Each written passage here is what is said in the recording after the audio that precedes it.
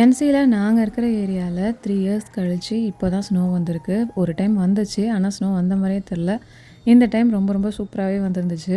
Gold and flu சீசனும் already போயிட்டுருக்கு. நான் பசங்களுக்கு கோல்ட் அண்ட் காஃபுக்கு இந்த ரெமெடி தான் ட்ரை பண்ணேன். நல்லாவே ஒர்க் அவுட் ஆச்சு. 1/4 teaspoon pepper powder, 1/4 teaspoon try ginger powder, அப்புறமா அந்த கற்பூரவல்லி இலையை வந்து நல்லா சூடு பண்ணிக்கிட்டேன். நல்லா லோ ஃப்ளேமில் கொஞ்சம் நேரம் அந்த கலர் சேஞ்ச் ஆகிற வரைக்கும் திருப்பி போட்டு சூடு பண்ணுங்கள் இலையை. நல்லா அது சாஃப்டாகிடும் கொஞ்சம். இது நல்லா சூடாக இருக்கும்போதே நல்லா பிழிஞ்சு அந்த ஜூஸையும் அதில் ஆட் பண்ணிக்கோங்க. ஒரு 10 to 12 ட்ராப்ஸ் நான் போட்டுக்கிட்டேன். இன்னும் கொஞ்சம் ஜாஸ்தியாக வேணும்னா கூட நீங்கள் ஆட் பண்ணிக்கலாம். ஃபைனலாக இதில் 1 டீஸ்பூன் ஹனி ஆட் பண்ணி நல்லா மிக்ஸ் பண்ணிக்கோங்க. ஹனி ஆட் பண்ணுறதுனால 1 இயர்க்குள்ள கிட்ஸ் கண்டிப்பாக கொடுக்க வேணாம். 1 இயர்க்கு எபோவ் உள்ள கிட்ஸ்க்கு ஏதாவது அலர்ஜி இருக்கான்னு பார்த்துட்டு அப்புறமா கொடுங்க. மார்னிங் அண்ட் நைட் 2 வேளை சாப்பிட்லாம். கிட்ஸ் ஏஜ் பொறுத்து நீங்கள் டோசேஜ் பார்த்து கொடுங்க.